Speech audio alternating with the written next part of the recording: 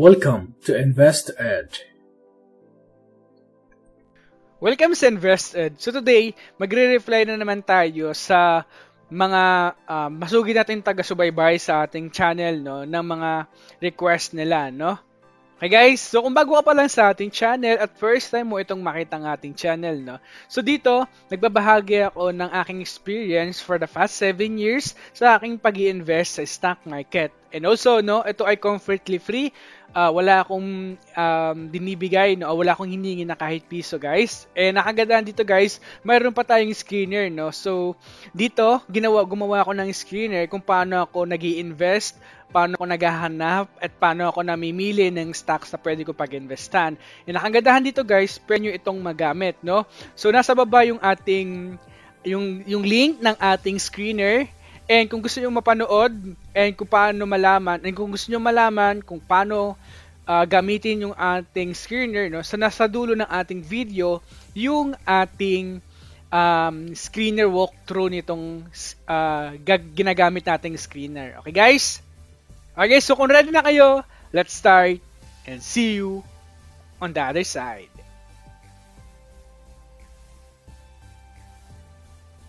Okay guys, so this video ay requested ni Ma'am Maribel. So sabi dito ni Ma'am Maribel, no, "Hi sir, what is your opinion for Ali? Thanks." Okay? So, okay, ito yung ating topic ngayon, no. So, yung focus natin dito sa video na to ay ang company Ayala Land. Okay guys, no, kung pumunta tayo dito sa ating search stock, no, nakikita natin dito yung informations and data ni Ayala Land. Nakikita natin yung kanyang current sa 37.79 and yung kanyang future PE ratio forecasted ay nasa 49.78 and PE ratio ng market ay nasa 15 lang, no. So nakikita natin na mataas yung kanilang PE ratio. Okay? Now, kung titignan natin yung kanilang latest trade or the latest price ng time na nire-review natin itong company ay nasa 41.40 pesos per share. Okay? Bakit ang baba na ating intrinsic value, no? So mamaya i-review natin yan, ipapaliwanag ko sa inyo kung bakit mababa yung intrinsic value. Now, yung margin of safety natin ay nasa 20.87. So, above na siya doon sa ating margin of safety, yung ating current price, kaya nasa hold ratings tayo kay Ali ngayon. Okay? And kung titignan natin dito yung moat, management, and debt ratings na company, ayan, nakikita natin na nasa 27. Excellent naman itong company, no? Ang problema lang ay, for me, para sa aking valuations, no, nasa, ano lang siya, nasa overvalue lang. Okay, now, ngayon, kailangan kong ipaliwanag sa inyo yung intrinsic value. Bakit bumaba ngayon yung intrinsic value, no? Okay? Okay guys, no, nandito tayo guys sa quarterly income statement ng company in quarterly basis. So kung titignan natin dito, ibababa natin tong income statement dito sa net income ng company. Ayan, nakikita natin, no. Kung mapapansin nyo guys, yung third quarter earnings ng company ay nasa 1.8 billion lang compared to the same quarter last year na nasa 8 billion. So nakikita nyo yung difference, no. Also, no, kung titignan natin dito, yung second quarter earnings din nila ay nasa 196 million lang yung kanilang net income. Second quarter yan. Yung first quarter ay nasa 4.3 billion pesos net income ng company. Kaya yung intrinsic value talaga ngayon ni Ayala Land ay nasa shrink. Nag-shrink talaga yung kanilang intrinsic value, no? So for me, no, kapag alam mo, naglabas ng fourth quarter earnings itong company at maganda na, bumalik na sa dati or nag-improve naman, syempre yung intrinsic value natin dito kay Ayala Land, mag-i-improve din yan, no? Kaya yun, nakita nyo, no, yung intrinsic value ng company ay nasa 26 lang, no? So this is my this is how I review and how I compute the intrinsic value ng company. Okay, ito ay based sa performance mismo ngayon ng company, no? Ito ay hindi based doon sa future, bagkos ito ay based sa performance ngayon nga ng company. Okay? Okay, now let's take a look sa BPI and COL kung ano yung kanilang intrinsic value, no? Para mayroon din tayong basis or mayroon din kayong comparison ng intrinsic value ng mga company, no? So kung titignan natin dito guys, yung intrinsic value ni Ayala Land, according kay BPI Trade, okay, nakikita natin dito kay BPI Trade, nasa buy rating siya, and yung kanyang target price and yung intrinsic value ay nasa 51.69 pesos per share. Okay? So mataas no na mas okay, so mas mataas yung kanilang valuations or mataas yung kanilang intrinsic value. And now let's compare kay COL naman. Kung titignan naman natin dito kay COL naman, yung kanilang fair value sa company nasa 38 pesos per share, no? And meron silang buy ratings also na sa 38, no? Ayan, nakikita natin. Okay guys, so ayan, nakita na nyo na no, yung comparison ng mga intrinsic value ng COL at BPI Trade and sa atin. No? So, it's up to you guys kung ano yung mas prepaid nyo yung intrinsic value, either yung BPI Trade, COL, or yung itong intrinsic value. Pero, mas maganda guys kung kayo ay magkukompute mismo sa sarili nyo kung paano mismo nitong Ayala Land para magkaroon kayo ng matibay na pundasyon guys at matibay na konklusyon sa pag-i-invest nyo sa stock market and pag-i-invest nyo sa company na gusto nyong pag-investan. Okay? So, continue tayo sa ating pagre-review sa company Ayala Land. Okay na, kung titignan natin dito guys, yung kanyang 52-week high and 52-week low, nakikita natin yung 52-week high na company ay nasa 47.90 while the 52-week low ay nasa 19.44, no? Okay? And kung titignan natin ngayon, ang dividend yield na company ay nasa 1.27%. So, sinasabi dito sa atin guys na nasa red yan. So, ang ibig sabihin niyan, ang company ay nasa bottom 25% dividend payers in the Philippine market. And ngayon, no, meron trades ang company total na 2,600 trades. And net foreign investment sa company, negative sila by 11.35 million pesos ngayong araw, no, as of December 16, 2020. And net foreign yield ng company ay nasa negative 7.7 billion pesos ang inilabas ng mga foreign investor na investment dito sa company. Okay? And now, kung titignan natin dito guys, again guys, no, bago ko makalimutan, ito ay 1-year trades ng company na, no? Okay, so kung titignan natin yung earnings per share versus free cash flow per share, so nakikita natin na medyo malaki yung earnings per share kaysa sa free cash flow per share, no? Ayan. And also sinasabi din sa atin ng free cash flow yield na the company is overvalued in terms of free cash flow yield alone na nasa 4% lang. Okay na, kung scroll down natin itong company, nakikita naman natin dito yung free cash flow ng company for the past 5 years. Yung 2015 nila negative by 7.7 billion pesos, and fast forward to 2019 na nasa 25.49 billion pesos na yung kanilang free cash flow, no? Talagang grabe yung angat ng free cash flow ng company. Okay? Now, yung moat, again, sa mga bago pa lang or nag-uumpisa pa lang mag-invest sa stock market, so yung moat, ito ay popularized by Warren Buffett. So it refers to a business ability to maintain competitive advantage over its competitors. So, yung apat na yan, categories na yan, yung apat na criteria natin dyan, yung earnings per share, cash from operating activities, net income, and book value per share. So, tinitignan natin dito guys yung growth rates ng company for the past 5 years, no? Kung ano nangyayari. So, overall, nasa 10 pataas naman yung kanyang growth rates, no? So, nasa good side tayo sa kanya, no? Kasi kapag nagre-review tayo ng stocks or ang gusto nating makita ay nasa 10% pataas yung apat na categories na yan, which is truly na naabot naman nila. Now, kung titignan naman natin yung management analysis naman, ito ay mini-measures natin dito yung ROIC and ROE ng company, no? So, yung meaning ng ROE, sa mga nag-uumpisa pa lang also, kung gaano kagaling ang management to handle others people's money. Now, return on invested capital or ROIC, ito naman yung gaano ka-efficient ang company, no?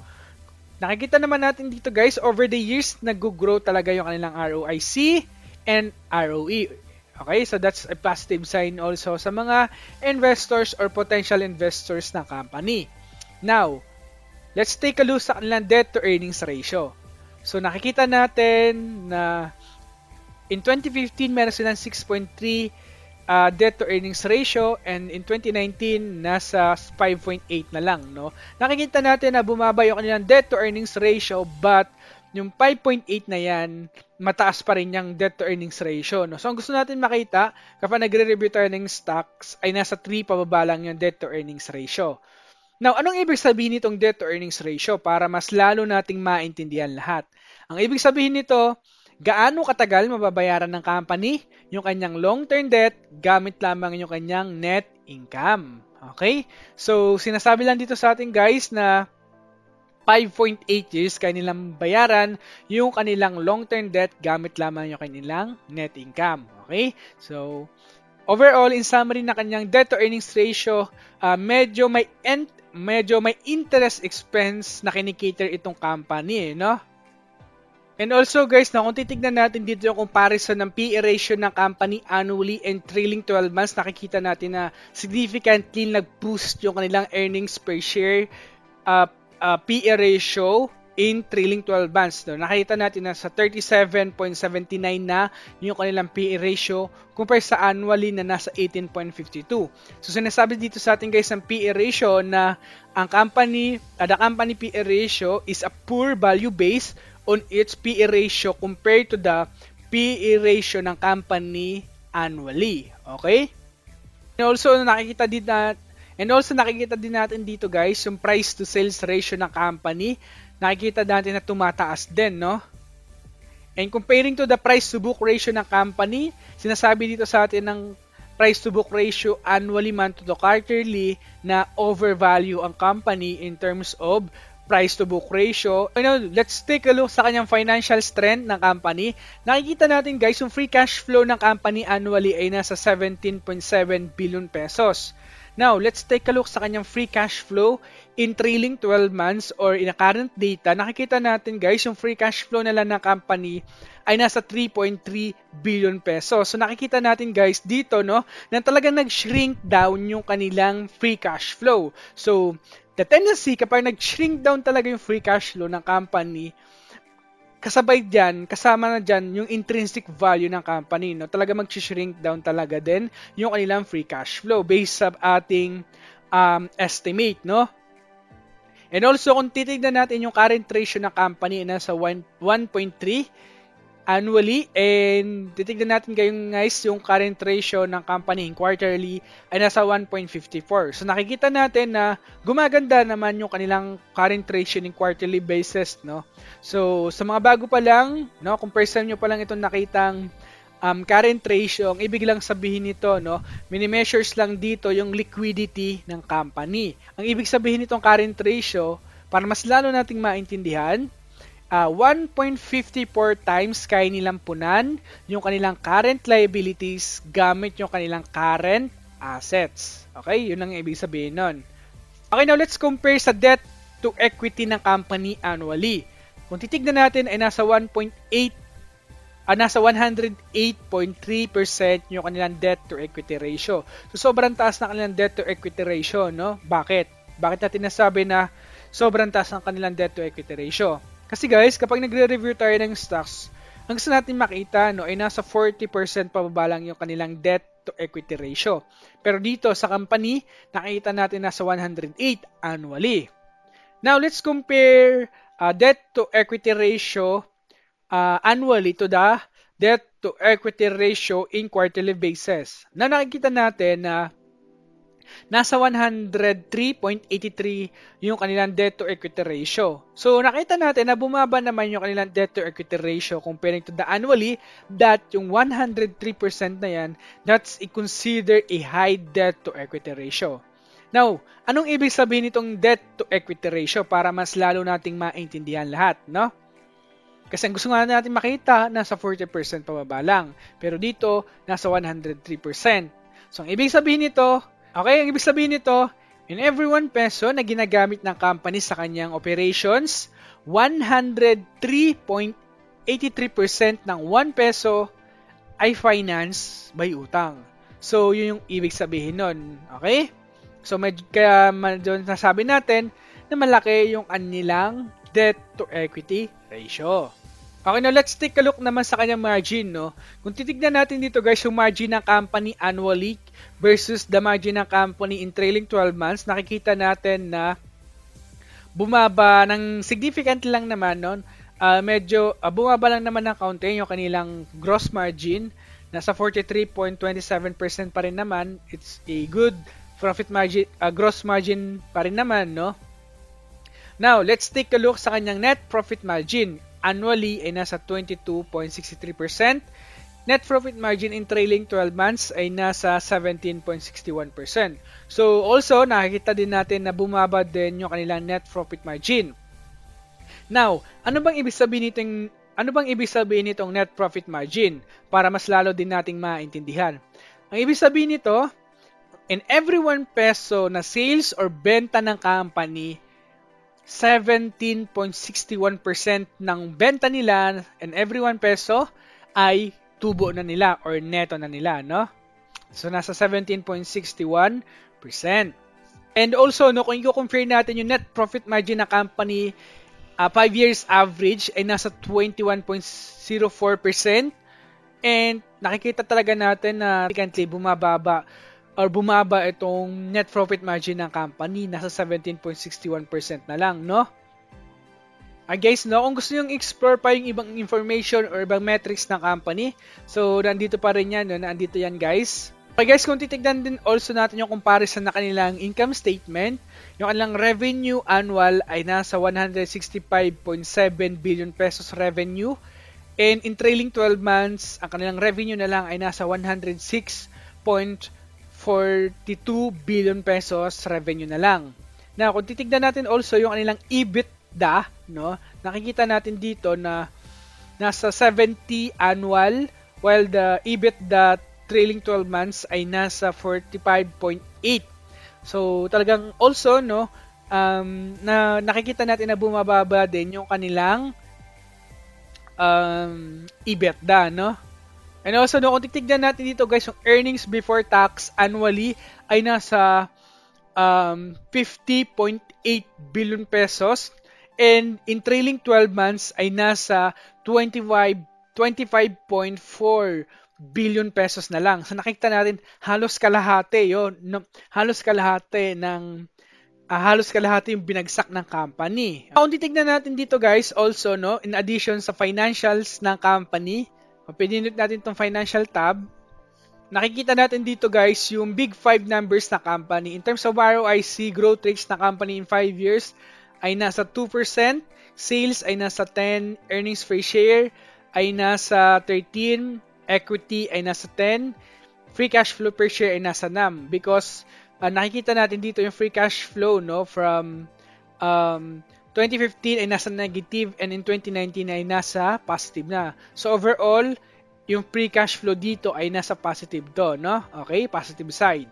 So no, kung titignan nyo dito yung income statement na company, ayan, pwede nyong tignan, no, yung trend na company for the past 5 years sa revenue, income statement or net income na company, likewise sa balance sheet and cash flow statement, no? Okay guys, no, so in addition sa kanyang no, sa ating pagre-review, sa technical side naman tayo sa kanya.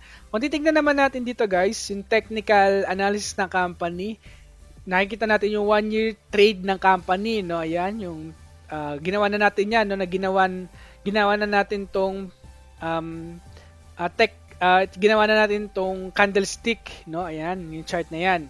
Now, kung titignan natin yung moving average from 20 to 200 moving average, from exponential to simple, nakikita natin na bullish naman itong company. And also, nakikita natin dito yung first support, second support, first resistance, and second resistance na company. And also, short-term trend company ay nasa uptrend, medium-term trend ay nasa uptrend also, no?